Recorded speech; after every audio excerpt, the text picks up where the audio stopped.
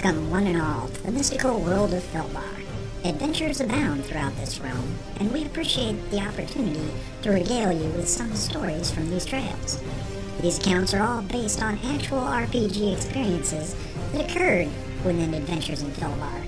Some of these tales may be for mature audiences, while others may be for very immature audiences. We now present the sage Mikas Tumo from Tamel, also known as the Bard of Filbar. Welcome to session Fartook-93. Last time on the Bard's podcast, the group were reunited after springing Bulger and Lady Irena from the Gulag. The pair were informed that the others had located their elusive benefactor and were scheduled to meet with him at the inn later. Upon arrival, they discovered a quartet of guards surrounding a body, face down in a pool of blood. The innkeeper had pointed to the group and identified them as the last to deal with the strange wizard. We rejoin them now, as the guards have their blades out and are demanding answers. "Tell us your business now, Delvers," demanded the lead guard. The adventurers backed up towards the door as the blades continued to advance. Without their weapons, the party was at a distinct disadvantage. Sister Elaine stepped up to the front and showed her holy symbol, pointing out that she was a cleric of Dilo and she may be able to help. The guards thought for a moment and nodded for her to move over to the body. 3 guards held the party at bay while the 4th stayed close to the cleric as she attempted a healing prayer to no avail. Sister Elaine turned to her group and shook her head side to side, causing groans from Fargus, Cave, and the waif. Bulger, with his hands above his head, inquired, "Who's the dead guy?" His query invoked a jab to the ribs from Lady Irena, who lambasted the former sailor's callousness. "He is apparently our benefactor, Haggrad Toulouse." Her rebuke caused the innkeeper to do finger-pointing and yelling for the guards to arrest the party. Sister Elaine continued a cursory examination of the body and noticed discoloration on the fingertips. She rolled the body over and checked the tongue, noticing a similar green tint. Hands on her knees, she lifted herself up, and the puzzled guard waited for an answer. "Poison," was her response.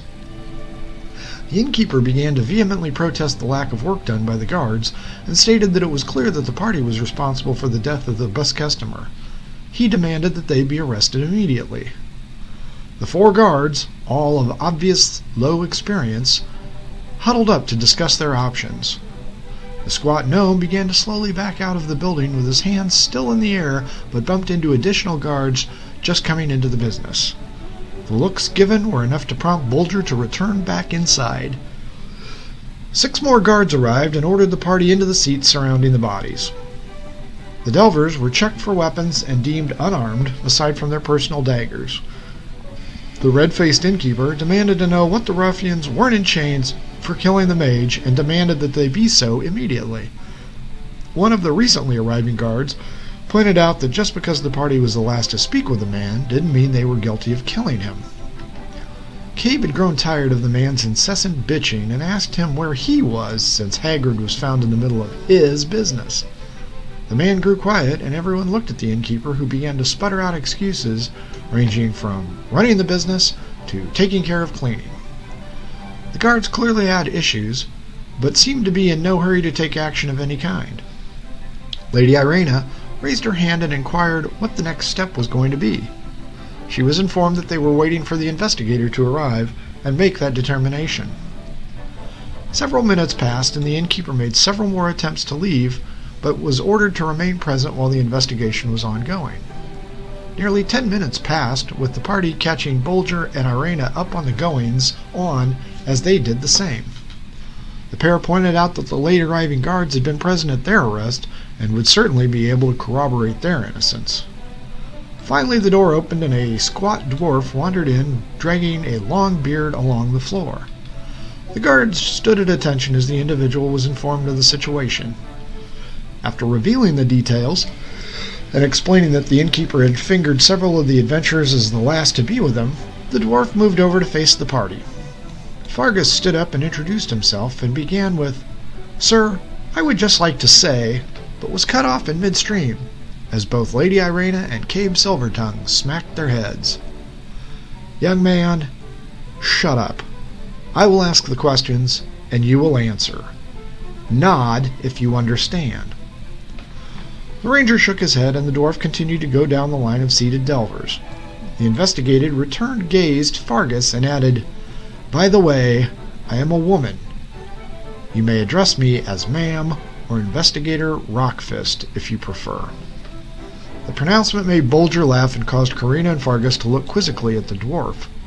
"But you have a beard?" asked the waif. She looked at the humans, then to Sister Elaine, who sat silently. "It's obvious the two of you have never met many dwarves.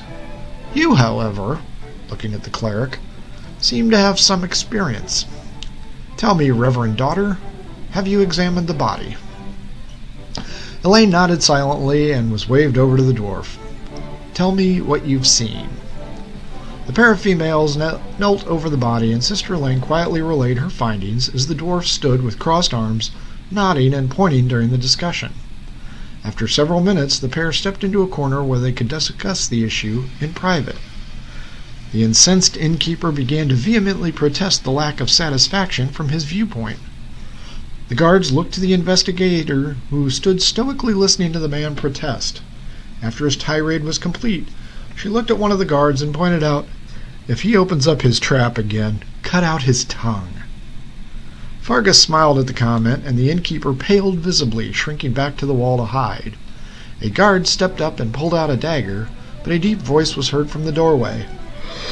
"That won't be necessary, Rockfist. At least not yet." A large man entered the chamber and looked angry that his presence was required. His attitude only dimmed when he observed the seated adventurers. "You? Again? I hate adventurers," exclaimed the man. Lady Irena and Bulger were puzzled as Fargus, Karina, and Cabe huffed out in exasperation. "How are the horrors, sir?"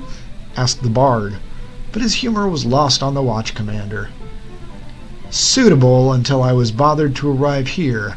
Thank you for asking, half-breed."